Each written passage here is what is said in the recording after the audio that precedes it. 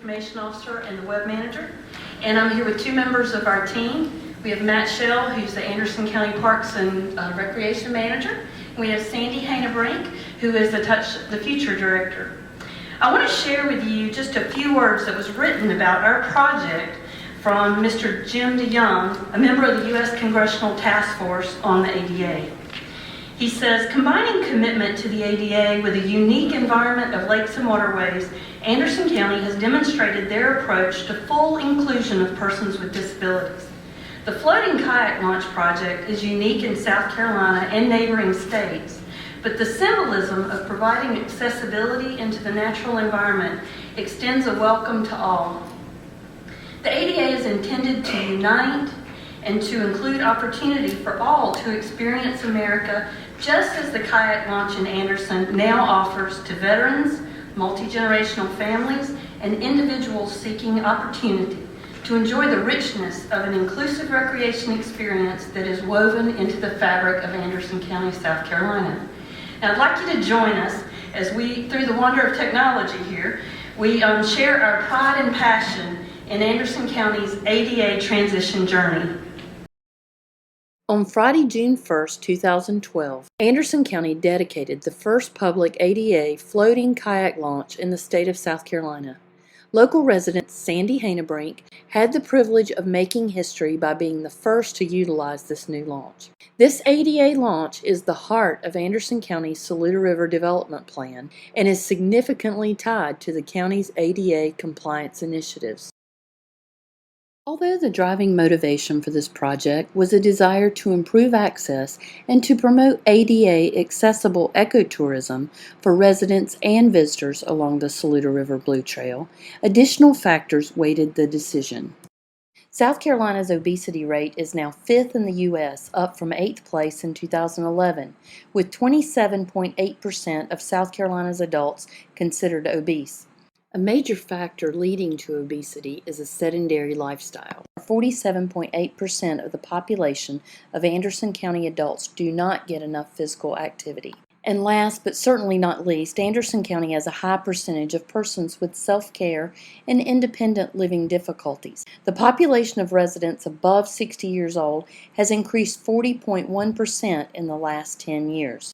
The combination of these factors point to an increase in the need for ADA-compliant communities. We have to make sure that all residents of Anderson County and anywhere else are treated equally and fairly. I came into the position fairly cold with it, not understanding it, until I found myself in wheelchairs and walking with dark glasses with a cane and trying to get inside and maneuver around certain county buildings. I came to the realization that it's an awful feeling not to have the kind of freedom that I am used to having. We have a great public-private partnership with Touch the Future.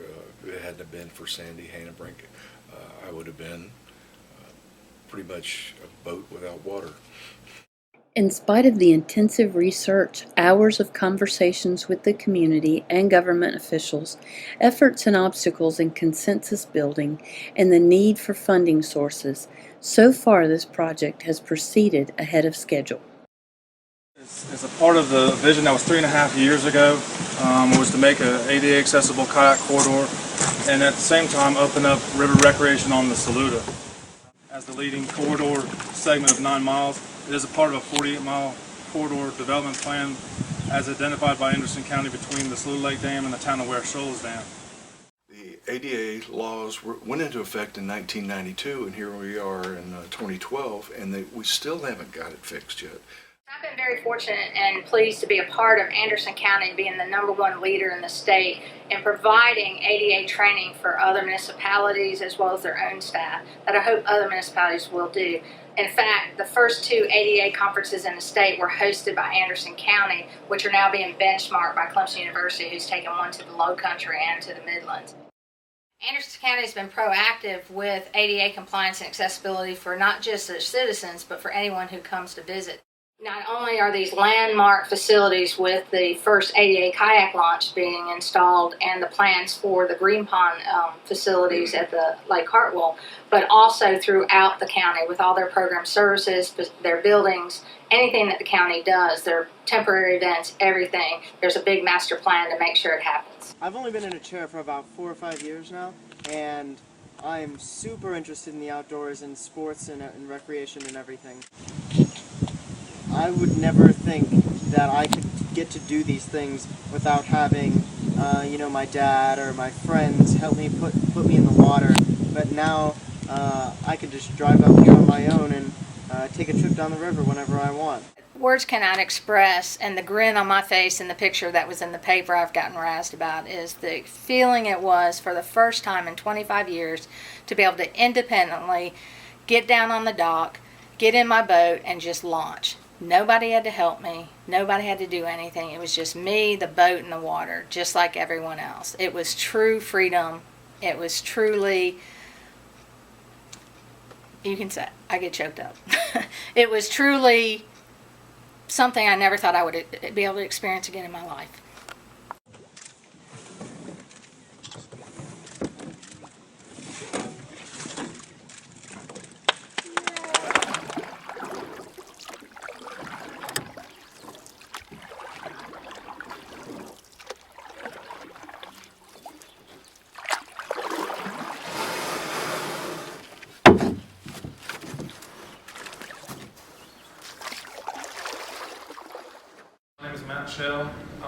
Imagine, if you will, a 3-story house with countless rooms in a series.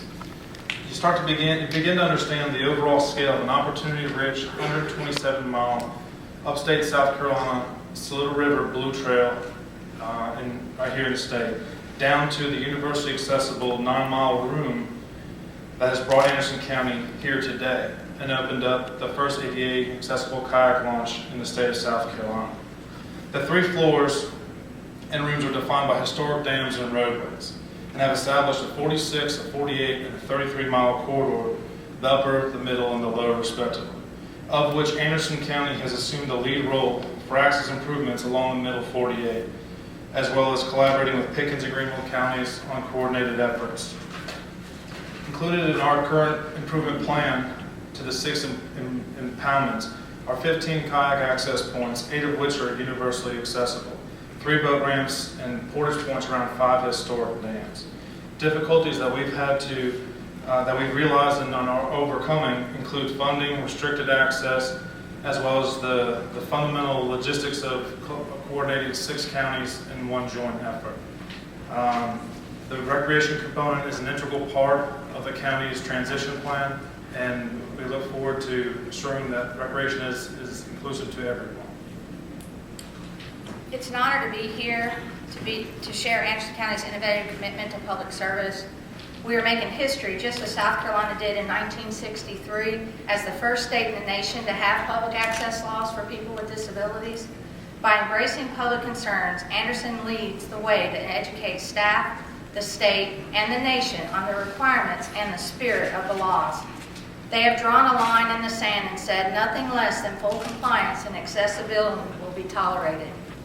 With a new ADA coordinator and support from every division, a complex, comprehensive plan to evaluate and implement ADA compliance and accessibility throughout the facilities, programs, and services using best practices recognized by the disability and ADA design communities is now being put in place. This is not a quick and dirty assessment that is done by one person and can take a year or more to complete. It is not a one-shot deal, and Anderson is on it. Work continues with accessible playgrounds, greenways, and the Green Pond Landing mega boat and entertainment facilities where an actual mountain is converted to an amazing and full accessible complex. Yes, Anderson County is moving mountains in order to ensure access for all. The word is out across the county. Anderson County is now a part of the Anderson Legacy Project, and Story is part of the 2015 ADA 25th Anniversary Celebration and post-event exhibits with a permanent place at the Civil Rights and Human Rights Center in Atlanta where Dr. King's papers are stored. These are truly remarkable efforts have been possible because of many champions in Anderson County who have stepped up, learned, and put talk into action. this can be replicated. Become a part of history. Serve all your citizens. Thank you.